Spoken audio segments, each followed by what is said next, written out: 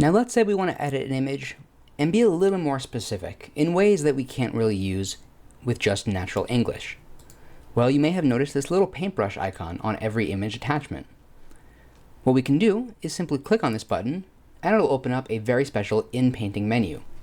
This allows you to specify exactly what parts of the image you want to edit or change or even erase entirely. As you can see, I'm currently targeting our little deer friend here, like so. If I want, I can adjust the brush size to get a little more specific and even erase certain parts that we want to keep. And when we're done with that, a little box will appear at the bottom, and I can choose to either erase this element entirely or edit it using a prompt.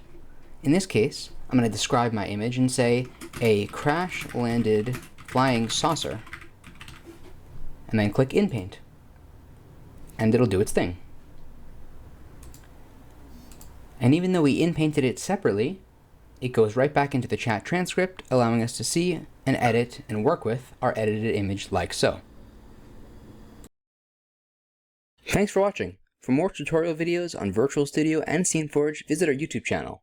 For access to our knowledge base and our technical support, visit our support site at vu.network/support. To contact support directly, email support@vustudio.com or call us at 888-575-1510. I hope you found this video helpful. Thank you so much for watching.